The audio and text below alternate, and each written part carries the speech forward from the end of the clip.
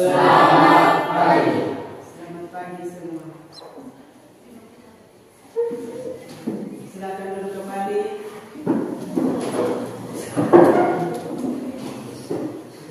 Baik, sebelum kita mulai dengan kegiatan kita hari ini, kita akan mengawalinya dengan doa. Karena itu saya minta kesediaan satu orang untuk memimpin kita dalam doa.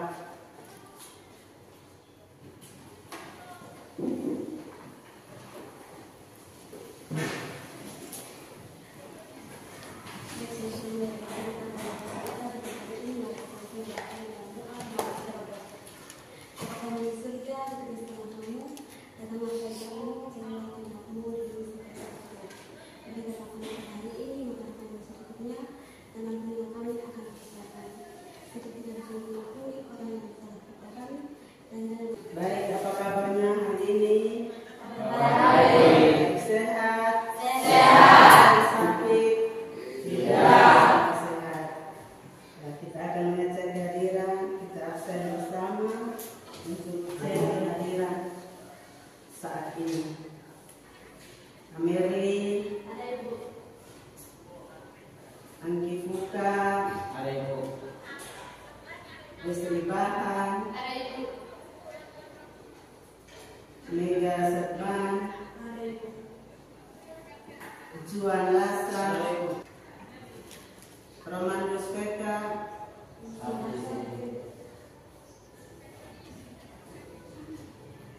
baik.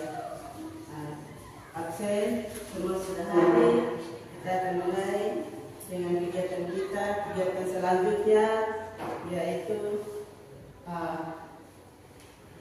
pernahkah kalian di rumah dalam kehidupan sehari-hari ada yang mungkin yang punya hobinya dalam memasak, membuat minuman, membuat kue?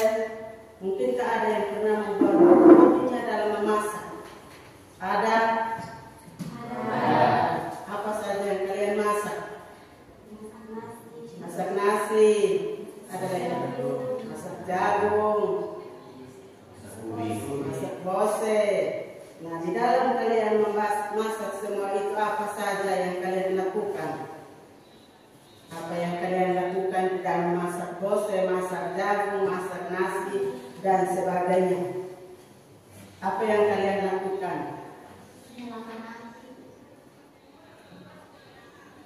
Apa saja yang kalian buat? Pasti bahan-bahannya, apalagi alat-alatnya, apalagi langkah-langkah dalam membuat. Itu yang setiap hari kita buat di rumah seperti itu. Karena itu ada kaitannya dengan materi hari ini tentang teks prosedur. Nah, teks prosedur itu ada kaitannya dalam kita membuat sesuatu. Nah, membuat sesuatu itu yang tujuan pembelajaran.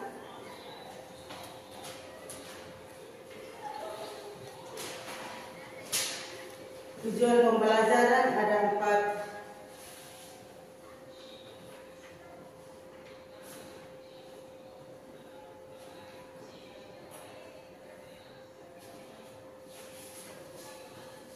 Ada 4 tujuan pembelajaran. Yang pertama,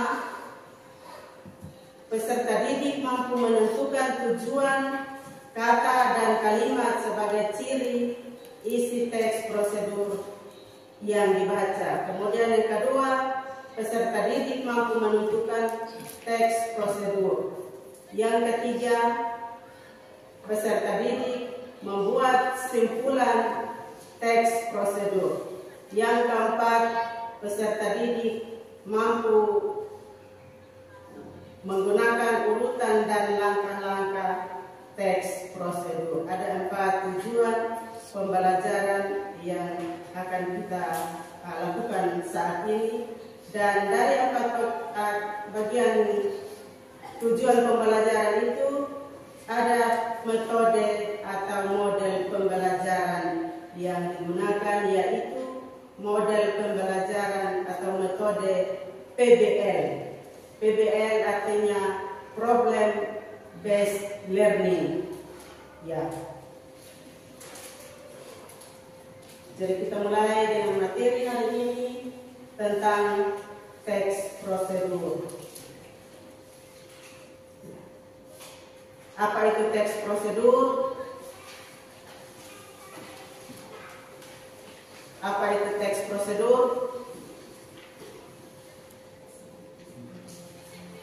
Di dalam teks prosedur itu ada langkah-langkahnya, ada bahan-bahannya. Nah, teks prosedur itu cara membuat sesuatu atau cara melakukan sesuatu.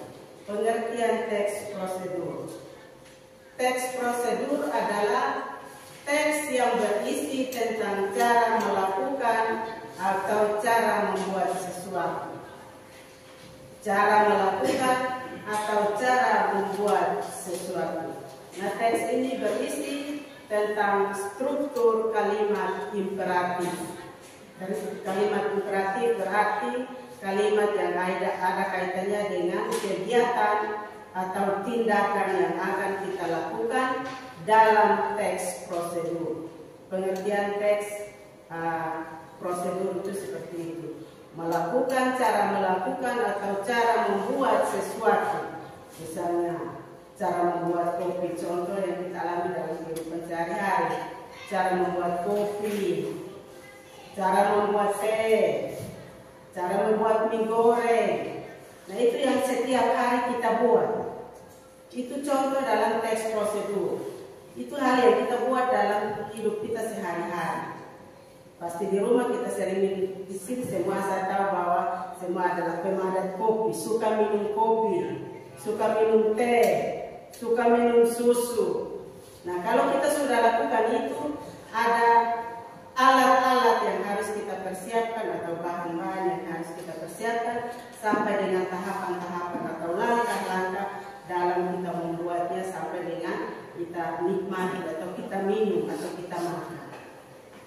Kemudian di dalam setelah pengertian ada struktur teks prosedur.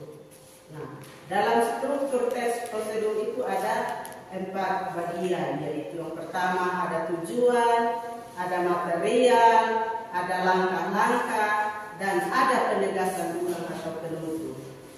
4 bagian struktur teks prosedur itu, yang pertama adalah tujuan. Nah, dalam tujuan yang kita lakukan itu, teks prosedur biasanya terdapat pada judul atau paragraf utama.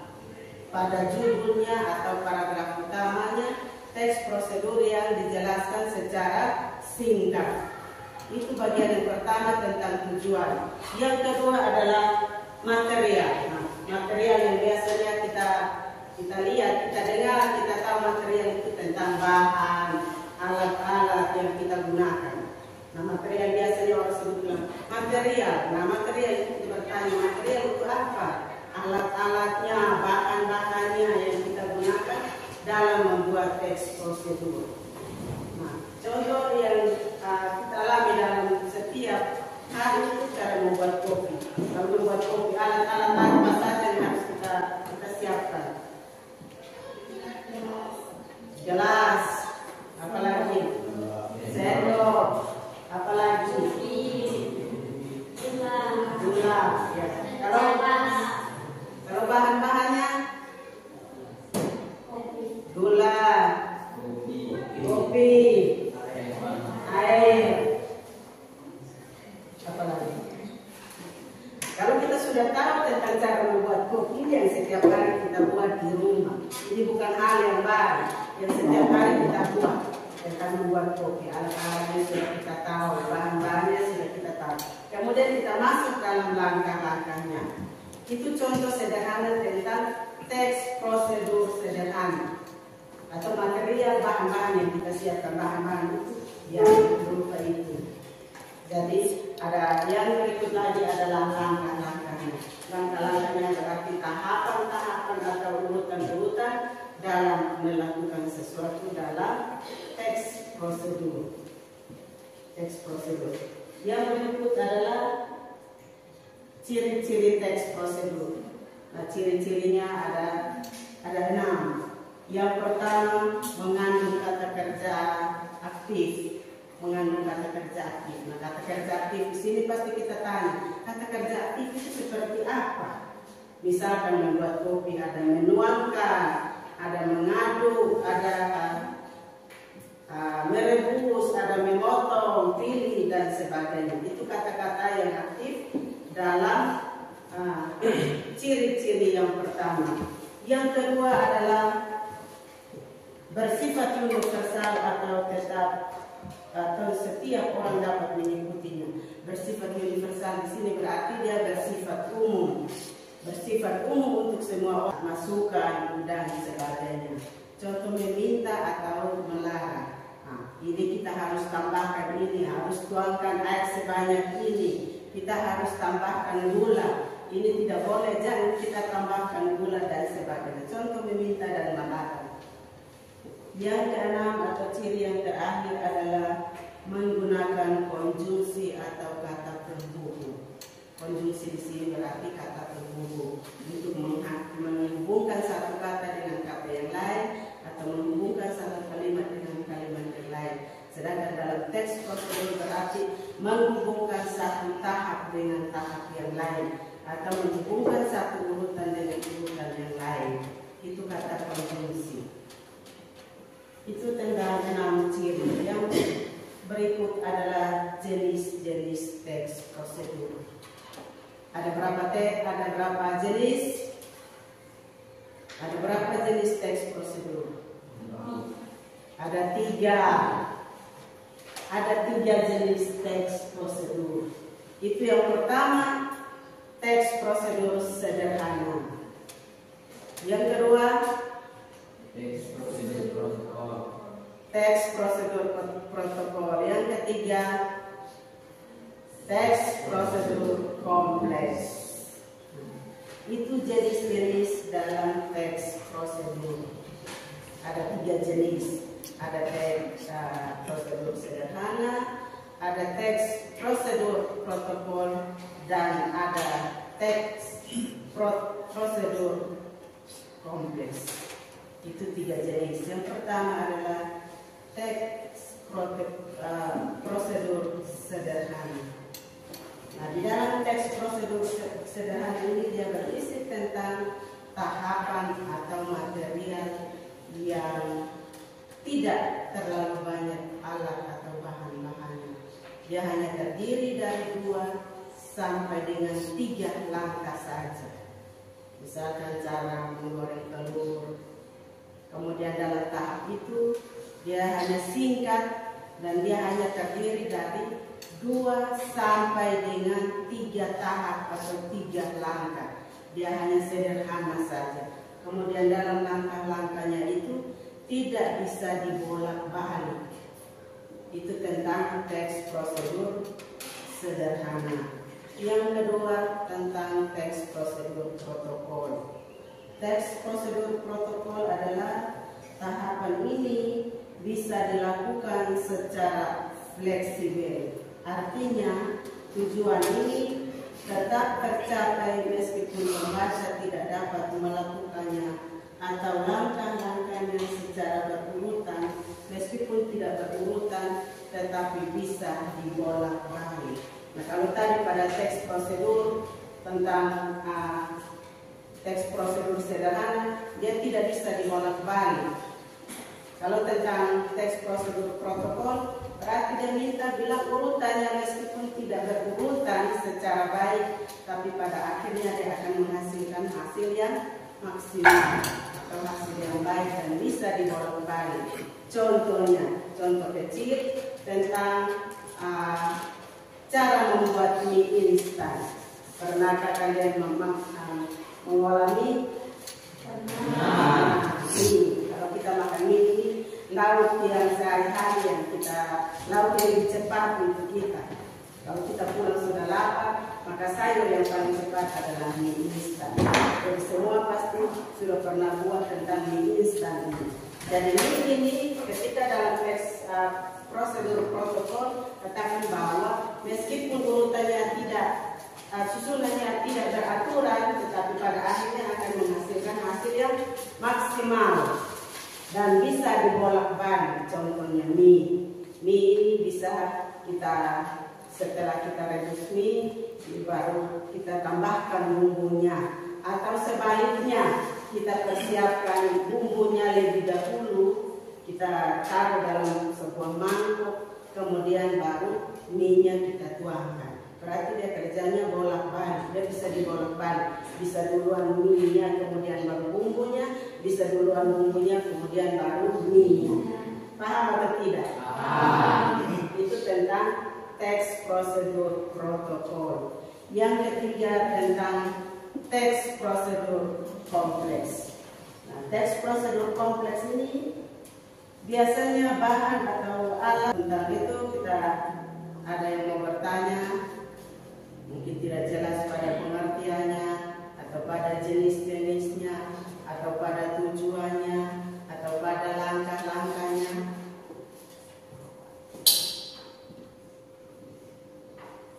Pas. Berarti pas, berarti penjelasannya betul atau tidak? Betul. Setrika alam maupun setrika listrik. Itu contoh kecil. Coba kalian perhatikan baik-baik contoh tentang cara mengoperasikan setrika. Pahami betul. Setelah itu baru kita bentuk kelompok untuk kita kerja beberapa contoh soal yang akan saya berikan.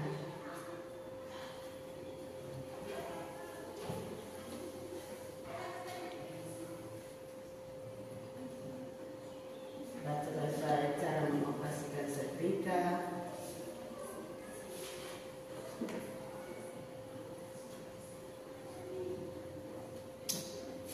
So, dalam buku pegangan yang Anda pegang itu juga tentang cara mengoperasikan apa di situ, cara menghidupkan dan mematikan. Itu teksnya bisa dibolak-balik. Bisa lihat cara mengoperasikan setrika.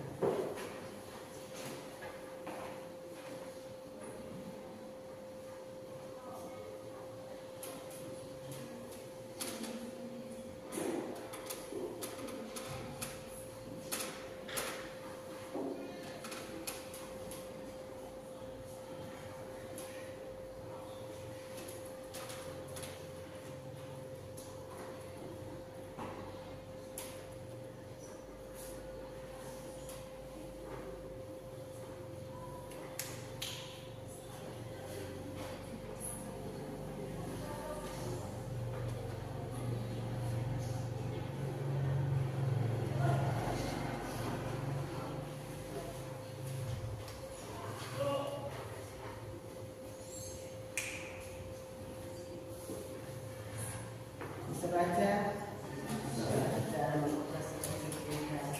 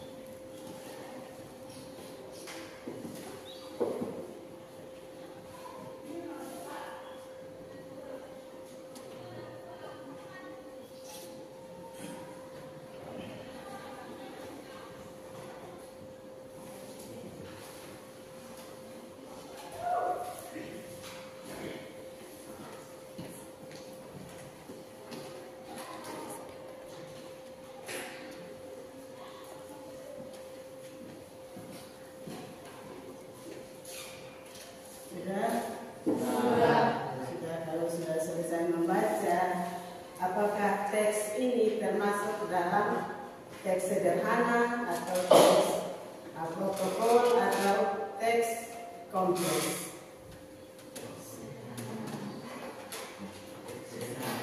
Sederhana yang lain,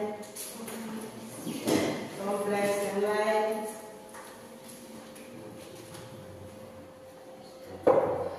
Ada teks prosedur sederhana, ada teks prosedur protokol, dan ada teks prosedur kompleks. Apakah dalam kalian membaca tentang teks prosedur dalam cara mengoperasikan setrika, kira-kira menurut kalian itu dia masuk pada bagian yang mana?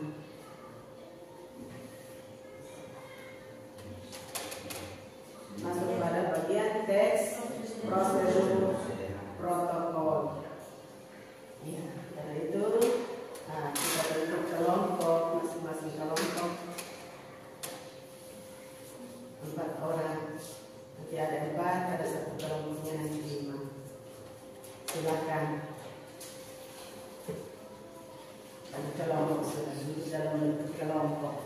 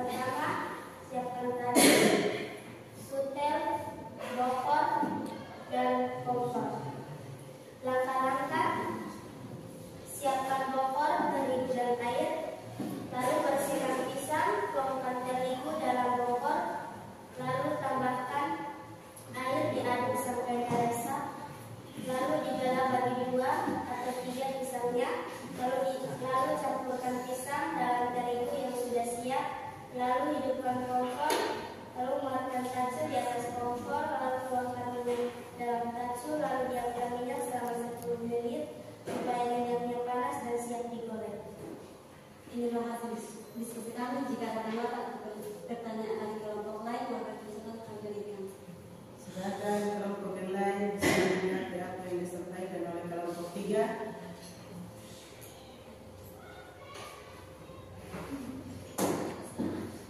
Silakan. Kelompok 1. Kami kelompok 1 ingin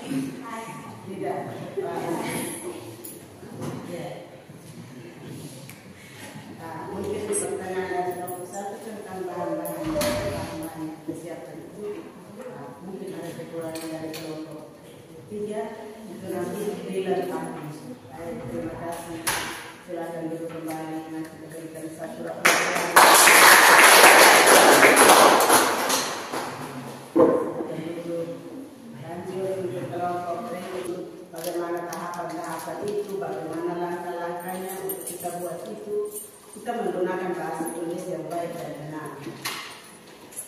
Belum tentu kita harus buat susunan-susunannya menggunakan bahasa kita sehari-hari, lu, beta, solde, dan sebagainya. Kan tidak mungkin kita gunakan bahasa-bahasa itu. Yang kita gunakan dalam kita doa untuk kita tutup kegiatan kita hari ini. Silakan. Ya, terima kasih suara yang bersedia untuk memimpin kita.